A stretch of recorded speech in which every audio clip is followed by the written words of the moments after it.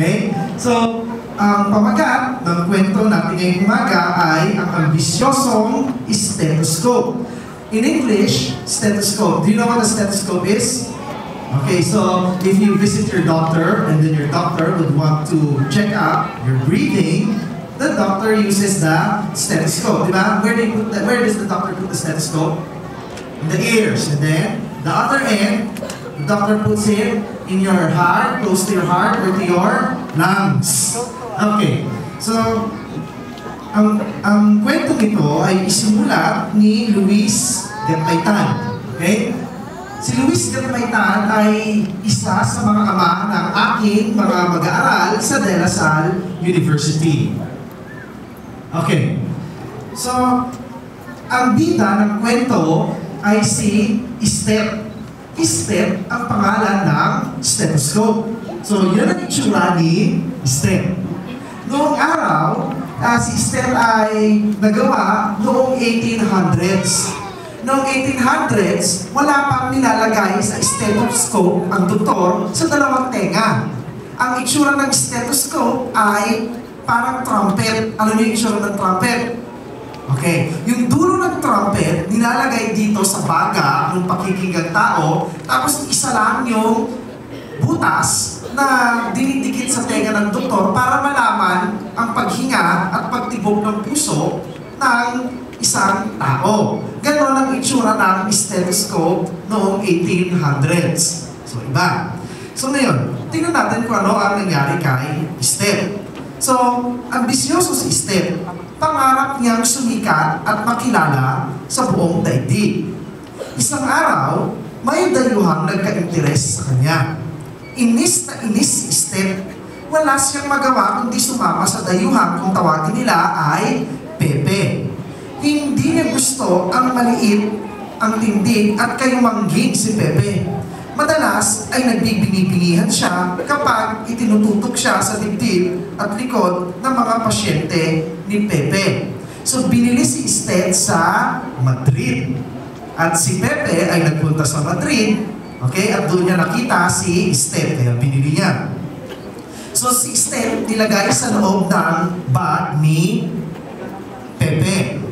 Okay? So minsan, sa loob ng bag na itim ni Pepe, narinig niya ang sinabi ni Teroy thermometer. So meron thermometer din sa loob ng bag, na kahanga-hanga raw si Pepe. Mahusay gumamot ang kayumangging doktor. Pahayag naman ni Popoy Porcel. Okay? Kahit yung walang pera ay ginagamot niya. Sabi naman ni Gringa Heringilla. At magaling din siyang manunula, sabi ni Pepe. Biglang sumingit si Esther sa usapan. Si Pepe, manunulat din. Natuwa si Esther sa kanyang narinig. Aba, kung totoo nga ang magaling na manunulat si Pepe, bukod sa doktor pa siya, may pag-asang matupad ang mga pangarap ko. Kapag sumikat si Pepe, syempre, sisikat din ako. Okay? Now, isang umaga, nagtaka si Esther nang hindi siya binitbit ni Pepe papuntang ospital. Araw-araw kasi dala-dala siya ni Pepe sa pagsasanay nitong ospital. Ngunit kinabukasan at nang sumunod pang mga araw, hindi pa rin niya ginamit si Pepe. Sumilip siya sa bag na itim at nakinggulan ang nakita niya si Penpen ang hawak ni Pepe. So si Penpen ay isang ballpen, okay, na may ink. Pumasok ang matinding selos at inggit sa puso ni Esther. May bago ng paborito si Pepe, bulong niya.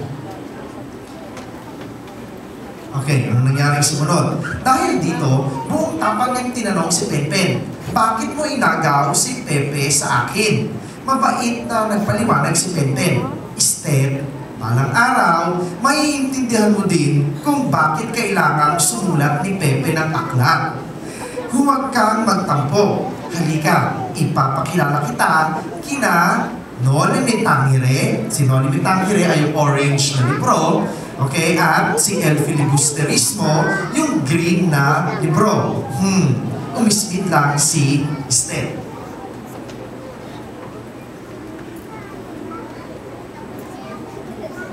Okay, next slide.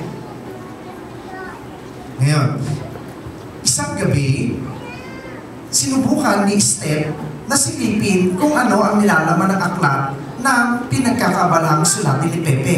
Aba, masama pala ang ugali ng mga frailing Espanyol. Bakit laging nakikialam ang mga Espanyol? Magkakatuluyan kaya sina Ibarra at si Maria Clara. Marami pa siyang natuklas sa aklat na iyon.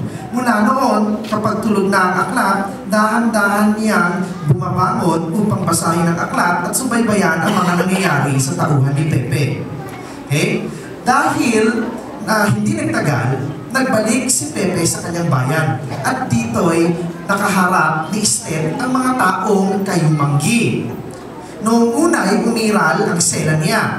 Amoy araw at amoy pawis ang nakaharap nila.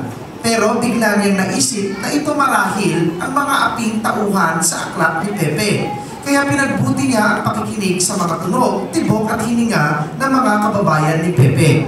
Magaling ang doktor na galing sa Madrid, sabi ng mga taong nagpapagamot. Pero, napansin ni Esther na minsan may mga taong nagpapakonsulta pero hindi tungkol sa karamdaman nila. May iba silang binabanggit.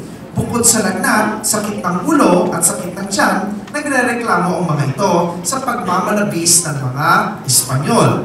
Narinig din ni Esther na galit ang mga Espanyol kay Pepe. Muli ay naalala niya ang mga aklat na sinulat nito. So, alam mo Esther, may sakit ang ating lipunan, sabi ni Pepe. Kaya lang, ang sakit na ito ay di simpleng ubo, sipon, tigdas, o paglulusaw lamang. Gustong gumamit ni Pepe ang sakit na ito, kaya nagagalit ang mga Espanyol. Kasabay ng pagkamulat ay sinabi ni Esther, Pen, gusto ko ang mga ginawa ni Pepe. Kakampi niya ako. So nalungkot si Esther. Hindi sukat akalain ni Esther na dahil lamang sa mga sinulat na aklat ni Pepe ay ipadarakip sila ng mga Espanyol. So, kinuha si Pepe at ikikulong dahil dun sa dalawa niya sinulat na libro. So napadpad sila sa dapitan, isang bayang ukod ng layo sa Maynila. Galit na galit si Esther. Halos itanggi niya na siya ay gawa sa Espanya. Wala na sa katwiran ang mga Espanyol. Sobra na ang pakikialam nila. Hiyang-hiya ako kay Pepe at sa kanyang mga kababayan na kayo pong sinabi ni Esther. Wala kang kasalanan, Esther. Hindi naman ang lahing Espanyol ang inaaway ni Pepe, kundi ang pamalakad nila sa ating bayan. Sabat ni Scalpel. Totoo yun. At wala nang mas nakikila pa sa taong nagmamahal sa kanyang bayan, paliwanag ni Teroy Thermometer. Basta, tutusukin ko sila. Hirit ulit ni Gringa Guerrilla. So, lalong lumaki ang paghanga ni Esther kay Pepe. Nakalimutan ng suplatong stethoscope ang kanyang pinapangarap na maging sikat. Sa dapitan, muling nagamit ang munting klinika ni Pepe, ang mga instrumento niya sa paggagamot. Isang umaga, hindi na nagisnan ni Esther sina Pepe, Penpen, Popoy, Isko, Teroy at Gringa. Hinahanap niya ang mga kaibigan. Ipinagtatanong-tanong, subalit walang makakapagsabi kung nasaan sila. Siguro'y nakakakita na ng bagong stethoscope si Pepe. Mas bago, mas makintab at siguro'y mas malakas ang pandinig. Iniwan na niya ako. Okay? Lumipas ang mga panahon, isang araw, may mga panauhing dumating na lumang klinika ni Pepe sa dapitan. Bagamat luma na si Esther, ay malinaw pa rin niyang naririnig ang usapan ng mga lalaking ito. Pinanggit nila si Pepe. Ipinapasundo na siya. Dadalhin na si Pepe sa Maynila. Saan na naman kaya kami maglilibot ni Pepe? Kasama kaya niya sina Pepe at Gringa? Na nakatulugan na niya ang mahabang paglalakbay. Kaya si Pepe nasa airplane. Okay? Nagulat si Esther na muling magmulat ang mga mata niya. Maraming pares ng mga mata ang nakatunghay sa kanya sa kwadradong sisignan na napapaligiran ng salamin. Okay, alam niyo ba kung nasan si Pepe? Nasa? Okay, so si Pepe nakalagay sa glass. Okay, marami ng taong tumitingin kay Pepe. Nasa loob na si Pepe ng isang museum. Okay? Sino kayo? Nasaan ako? Tanong ni Steph. Ngunit, parang walang nakarinig kay Steph noong may natakot siya at nabahala. Pero nang titignan niya ang mga mata nito, ang nakita niya roon ay paghanga. Teka, ano itong narinig ko? Ako raw ang pinakasikat na stethoscope sa balat ng lupa? Abay, bakit? Ano bang nangyari kay Pepe? Okay, next slide.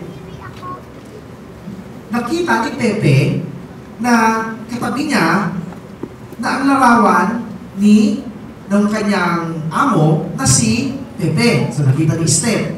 So nakaharap ito sa direksyon niya at nakangiti si Pepe.